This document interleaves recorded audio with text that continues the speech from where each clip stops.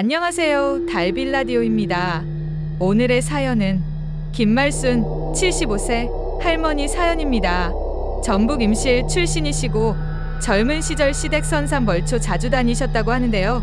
현재 혼자 생활하신다고 하시네요. 배경은 전북 임실 산자락 선산 근처 폐가 여름밤 폭우가 쏟아질 때 얘기라네요. 50년 전 20살 무렵 겪은 일을 사연으로 보내셨네요.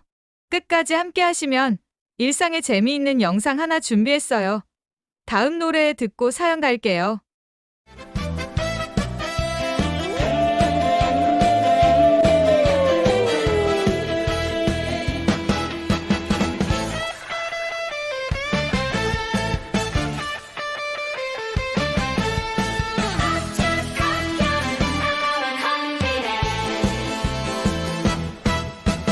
소나기가 첫사랑처럼 쏟아지던 날에 무덤가 돌겠다네 내 발자국 젖어드네 까마귀야 놀리지 마라 가슴이 먼저 달아난다 한 줌 불빛 촛불 하나 떨리는 손에 붙인다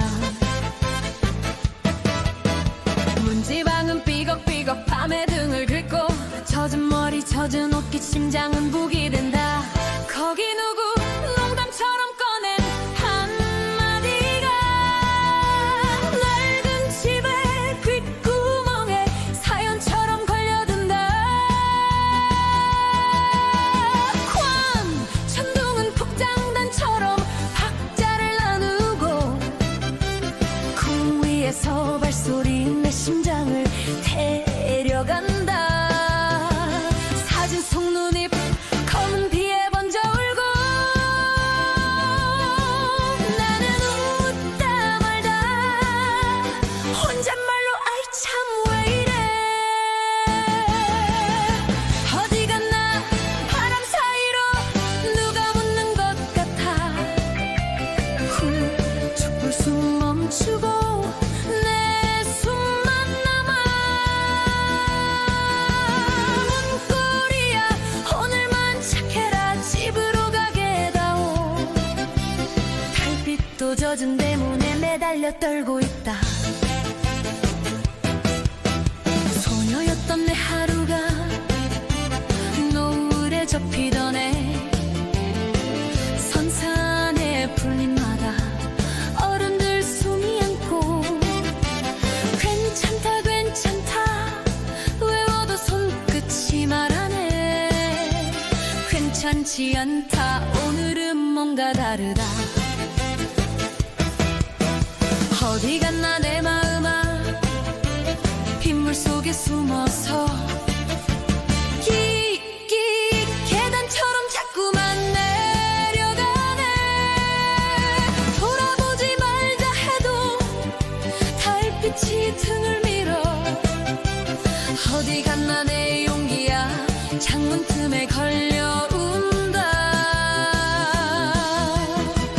웃지 않는 초상화가 밤을 길게 바라볼 때 젖은 구두 뒤축에서 사연들이 톡톡 튄다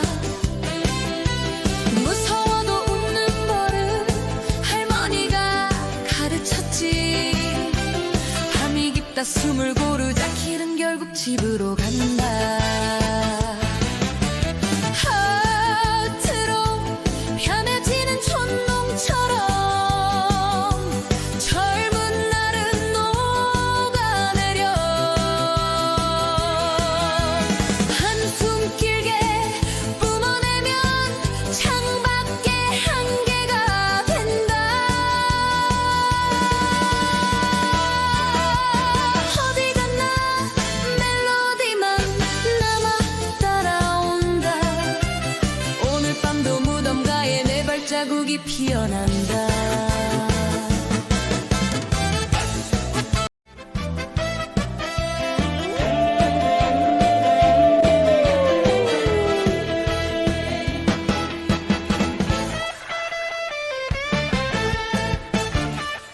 비가 억수같이 쏟아지던 그 밤 나는 산속길에서 길을 잃었다.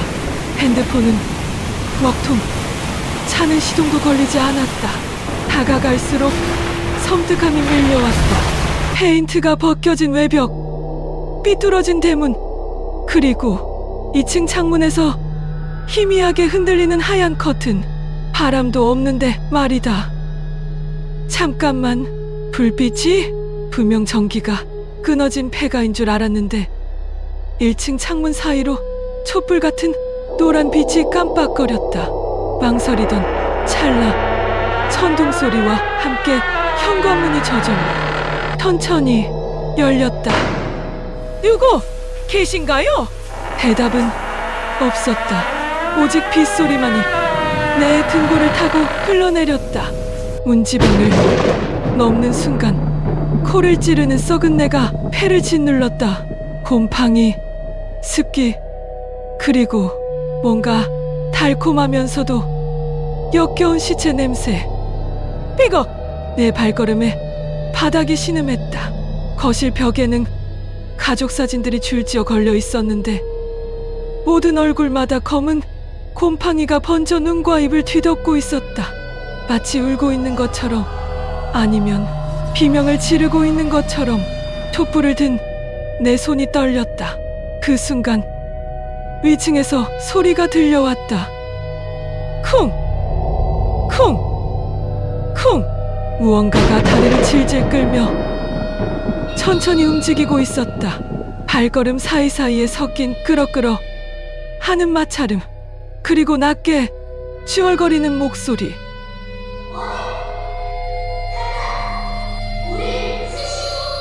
나가려고 돌아섰지만 현관문은 꿈쩍도 하지 않았다. 바깥에서 누군가 꽉 잡고 있는 것처럼. 번개가 하늘을 가를 때마다 저 멀리 낡은 집 하나가 어렴풋이 보였다. 계단을 내려오는 소리가 점점 가까워졌다. 한 계단, 한 계단, 마치 시간을 재는 것처럼 규칙적으로. 나는 재빨리 촛불을 끄고 거실 탁자 아래로 몸을 숨겼다. 어둠 속에서도 그 존재의 기척이 생생하게 느껴졌다. 썩은 물고기 같은 냄새가 점점 진해지고 공기마저 끈적해졌다. 쉰 목소리가 바로 내 머리 위에서 울렸다.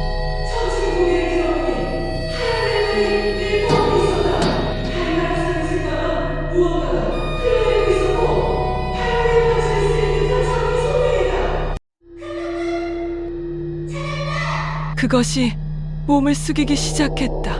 목표가 부러진 듯 부자연스럽게 꺾인 얼굴이 서서히 내려왔다. 한쪽 눈은 안구가 녹아내려 뺨을 타고 흘러내렸고 입가엔 검은 침이 줄줄 흘렀다. 나는 미친 듯이 일어나 뒷문으로 뛰었다. 하지만 그것만이 아니었다. 벽 곳곳에서 하얀 얼굴들이 스며나오기 시작했다. 남자, 여자, 아이, 모두 목에 밧줄 자국을 두르고 혀를 길게 내민 채로.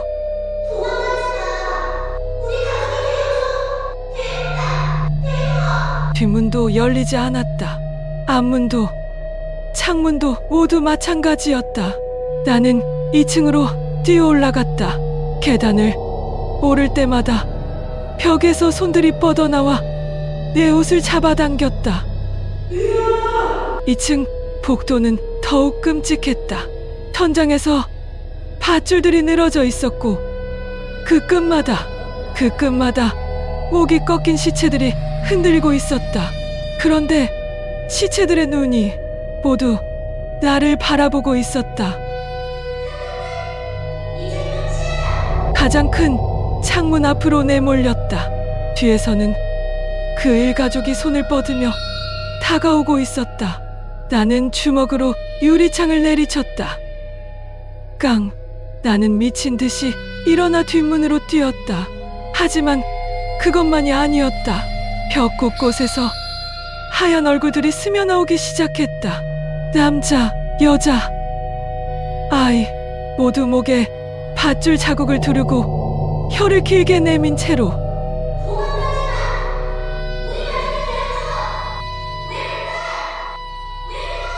뒷문도 열리지 않았다. 앞문도 창문도 모두 마찬가지였다. 나는 2층으로 뛰어 올라갔다. 계단을 오를 때마다 벽에서 손들이 뻗어나와 내 옷을 잡아당겼다.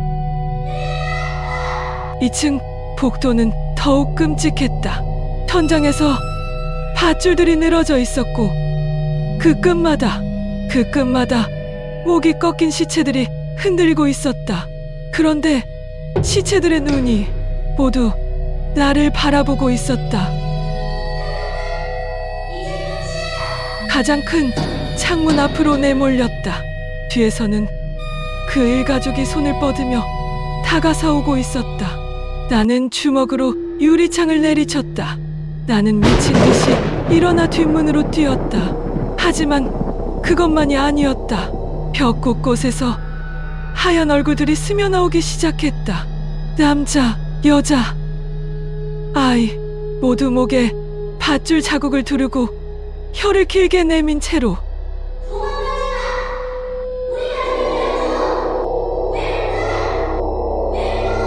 뒷문도 열리지 않았다. 앞문도 창문도 모두 마찬가지였다. 나는 2층으로 뛰어 올라갔다. 계단을 오를 때마다 벽에서 손들이 뻗어나와 내 옷을 잡아당겼다. 2층 복도는 더욱 끔찍했다. 천장에서 밧줄들이 늘어져 있었고 그 끝마다 목이 꺾인 시체들이 흔들고 있었다. 그런데 시체들의 눈이 모두 나를 바라보고 있었다. 가장 큰 창문 앞으로 내몰렸다. 뒤에서는 그 일가족이 손을 뻗으며 다가오고 있었다. 나는 주먹으로 유리창을 내리쳤다. 나는 상처투성이가 된 채로 뛰어내렸다. 뒤에서 들려오는 처절한 비명들.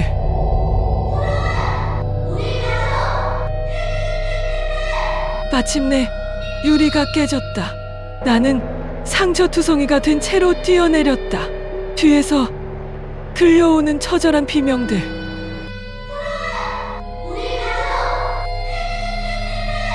무덤 사이로 달리며 뒤를 돌아보니 그 폐가의 모든 창문에 하얀 얼굴들이 줄지어 서 있었다.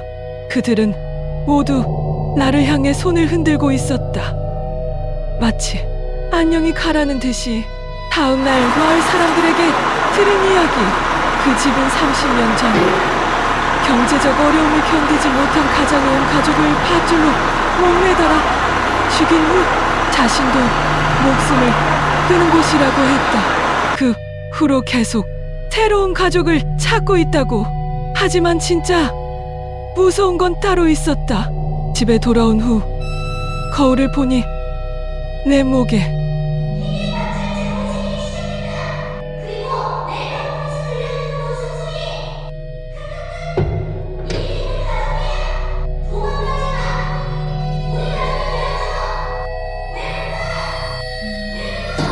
무덤 사이로 달리며 뒤를 돌아보니 그 폐가의 모든 창문에 하얀 얼굴들이 줄지어 서 있었다. 그들은 모두 나를 향해 손을 흔들고 있었다.